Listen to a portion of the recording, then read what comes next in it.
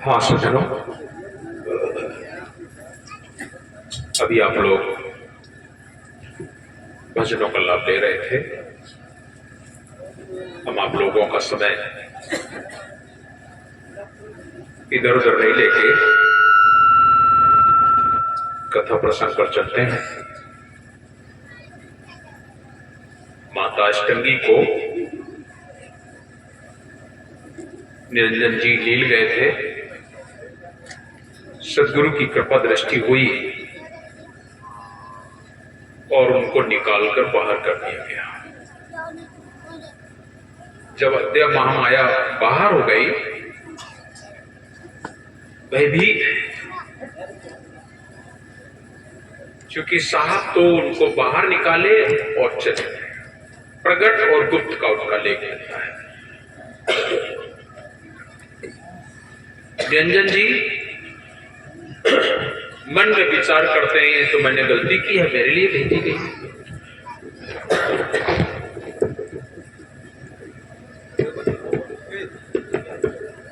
आज निरंजन जी कह रहे हैं अद्या महामाया से, आओ मेरे पास, तुम्हें मेरे लिए ही बनाया गया है। माता अष्टंगी कहती, अगर तुमने मेरे ऊपर गलत दृष्टि डाली तो तुम्हें पाप लगेगा। निरंजन कह रहे हैं कि राज हमारी है, ये भवसागर राज हमारी है। सत्पुरुष ने मुझे राज्य प्रदान किया है और जब मैं इसका मालिक हूं तो इसका जो भी कार्य वो मेरा है। जिसे तुम पाप कह रहे हो वो भी मैं ही करूंगा, पुण्य मैं ही करूंगा। कहती है पाप तुम्हें लगेगा इसलिए, पहले तो हम दोनों सगे भाई और बहन, क्योंकि निरंजन जी और अद्या महामाया दोनों का आगमन सत्पुरुष से हुआ है, तो बहन भाई हो गए। तो पहला पाप तो आपको इसलिए लगेगा कि हम दोनों सगे भाई बहन हैं और आपने मेरे ऊपर गलत दृष्टि डाली तो पाप लगेगा। और दूसरा इसलिए पाप बहुत बड़ा बनता है क्योंकि अब तो मैं तुम्हारी बेटी के समान हूं। अभी तो तुमने मुझे अपने पेट में रखा था और अब तुम पेट से बाहर हो गई हो, तो अब तो बेटी जैसी मैं तुम्हारी बेटी हूं और तुमने मुझे अगर गलत दृष्टि से देखा तो तुम्हें पाप लगेगा। वासना बहुत विचित्र चीज है। दोनों लोग आपस में बैठ के बात हो रही है। निरंजन जी ने समझाया कि तुम मेरे साथ अगर रहोगी तो ये राज्य हमारा है और इस राज्य की तुम मालकिन हो जाओगी, रानी बन जाओगी। इसलिए पाप और पुण्य के चक्कर में मत, तुम मेरे साथ चलो। उसने भी मन में विचार किया कि सच्चाई तो यही है, रहना भी इनके साथ है। लोभ में आकर के फंस गई कि मैं रानी हो जाऊंगी, महारानी हो जाऊंगा। लोभ पाकर के विनाश होता है। अद्या महामाया उनके साथ रुक गई, रह गई। एक दिन दो दिन नहीं, वर्षों बीत गए, युगों बीत गए, लेकिन कोई भी सृष्टि का कुछ भी विकास नहीं हुआ। जब सृष्टि का कोई विकास नहीं हुआ तो दोनों मन में चिंतन करते हैं कि साहब तो कह रहे थे हे द्रौपद्या महामाया जीव रूप बीज मैं तुम्हें दे रहा हूं, तो फिर कुछ हो क्यों नहीं रहा, सृष्टि क्यों नहीं हो रही। चिंतन करने में पाया कि सृष्टि का जो सामान है वो तो कूर्म जी के पास है,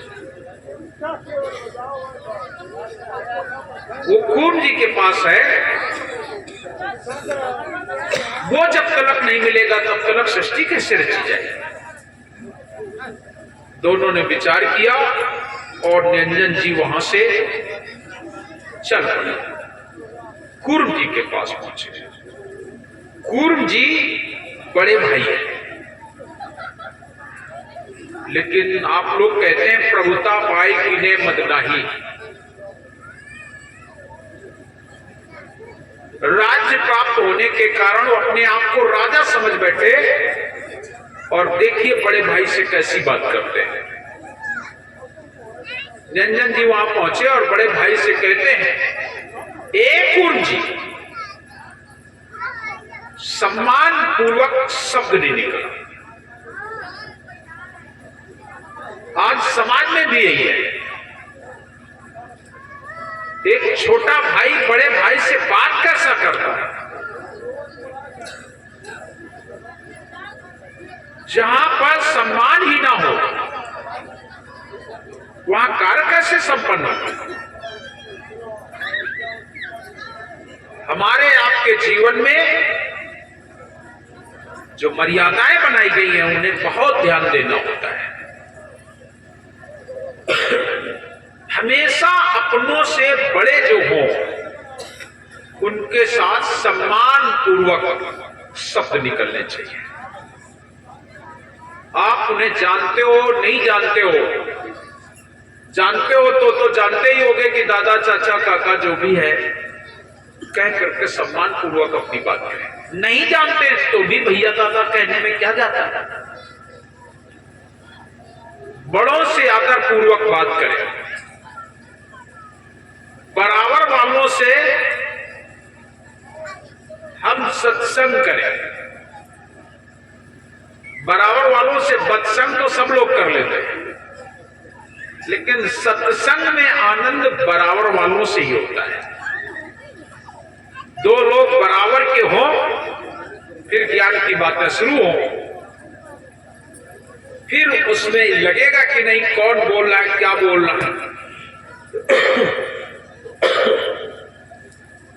अब एक लोगों को कुछ आ ही नहीं रहा है, दूसरा ही बोलता चला जा रहा है, तो वो सोचता जो तुम कह रहे हो ठीक है, लेकिन दूसरे को भी अगर आता है तो जरूर कहेगा नहीं भाई ये बात नहीं, ये बात है, ये बात नहीं, ये बात है। बीच में आपस में हम प्रेम से तर्क नहीं करना चाहिए, उत्तर कतई नहीं करो।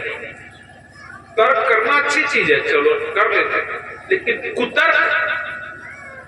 कुतर्क ऐसी चीज होती है जो मानने को तैयार ही नहीं हो। एक आदमी मानने को तैयार है। ये रामपाल जी से आप लोग कहते हैं, शायद सुना होगा, जेल में है आजकल। छत्तीसगढ़ में एक बार थे हम लोग, तो इनके चेला चाटी जो भी जाते हैं सत्संग करने तो पोथी पत्रा बांध के जाते हैं। बहुत सारे गांव में जहां सत्संग चल रहा था तो उनको पता लगा कि वहां सत्संग चल रहा है, तो वहां से दो तीन लोग चलो मैं सत्संग करता हूं। टेढ़ा दौरा गांव का नाम था टेढ़ा दौरा, रामदास थे उसमें। वो आ गए, भोजन करने के बाद फिर सत्संग शुरू हुआ। रात को 2 बजे तक वो लोग अपनी बात, लेकिन वो जिद पड़ा।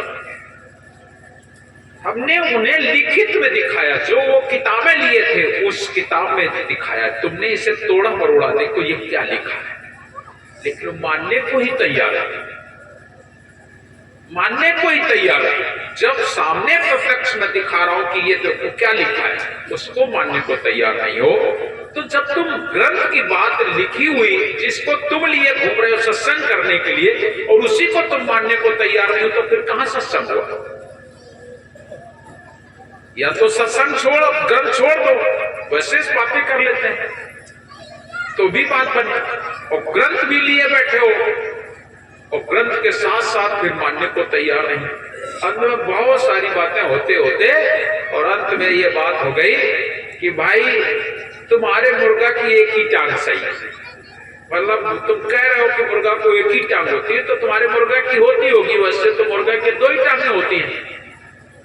और रात को लोग स्वीकार नहीं किए, माने नहीं, तो ये कुतर्क हुआ, सत्संग नहीं हुआ। सत्संग तो बड़ा आनंदमय होता है। सत्संग आनंदमय होता है, वहां कष्ट नहीं होता है। सत्संग तो प्रेम बस होता है, भाव बस होता है, अनुराग बस होता है, ईर्षा बस नहीं, राग द्वेष बस नहीं। सत्संग वो होता है। तो हमें कुतर्क नहीं करना चाहिए, और जहां तर्क कुतर्क, और आज के बच्चे तार्किक हैं, ऐसा कैसे हो सकता है, ऐसा नहीं हो सकता है, ऐसा कैसे हो सकता है, ऐसा नहीं हो सकता है। हो सकता है भाई, आप लोग जो भी तर्क कुतर्क करो, हो सकता है, क्या नहीं हो सकता है। जब सब हो सकता है तो फिर जब हम कहते हैं कि हो सकता है तो तुम उसमें तर्क कुतर्क करते हो, फिर कहते हो ऐसा कैसे हो सकता है। कुछ लोग तो आजकल ईश्वर ही नहीं मानते, परमात्मा है ही नहीं, ऐसा उनका सीधा कहना है, परमात्मा है ही नहीं। अब आप बताओ, वो कह रहे परमात्मा है ही नहीं, मतलब उनको कि परमात्मा हमें दिखाओ। अगर परमात्मा हम तुम्हें दिखा देंगे तो फिर परमात्मा में और हमारे में अंतर क्या रह जाएगा। परमात्मा को दिखाना कैसे दिखाया जा सकता है। जल में कुंभ, कुंभ में जल है, भीतर बाहर पानी, बिन से कुंभ जल जल समाना, या गति कोई बिरले जानी। कैसे बताओ। सदगुरु कबीर और गोरखनाथ जी की गोष्ठी हुई, और एक गोष्ठी में गोरखनाथ जी बोले हम पानी में छुप जाएं तो मुझे ढूंढ लो। साहब बोले ठीक है, मैं ढूंढ लूंगा। गोरखनाथ जी तो आधारी थे, शरीर से थे, पंचतत्व थे, उन्होंने डुबकी लगाई और मछली बन गए। और मछली जब बन गए तो सदगुरु ने उस मछली की पूंछ पकड़ी और पकड़ के कहिए गोरखनाथ जी हो ना तुम, आपने तो मुझे ढूंढ लिया, अब तुम डुबकी लगाओ, मैं ढूंढ लूं। तो सदगुरु कबीर साहब तो निराधारी थे, जैसे वो जल में डुबकी लगाए जल ही में विलीन हो गए। अब जल में विलीन हो गए तो काहे ढूंढोगे। रात दिन ढूंढता रहा पानी में, पानी में पानी क्या ढूंढोगे, पानी में पानी क्या ढूंढोगे, कैसे ढूंढोगे। ढूंढता रहा, नहीं पा पाया, 7 दिन हो गए ढूंढते ढूंढते, नहीं पा पाया। बाद में गुरु जी के पास गया, तो उससे कैसे पाया जा सकता है। जो लोग कह देते ईश्वर दिखाओ, ईश्वर क्या है, उन लोगों की मुझे ऐसा लगता है कि अंदर तो है ही नहीं और बाहर की भी उनकी बद है। जितना सब कुछ देख रहे हो ये सारा मंडान तो उसी का है, जिसने तुझको पैदा किना, दाना आगे से दर्दीना, लोगो धन तुम्हारा जीना, तुमने मालिक को नहीं जीना। क्या तुम कुछ कर सकते हो, तुम्हारे पास कुछ है।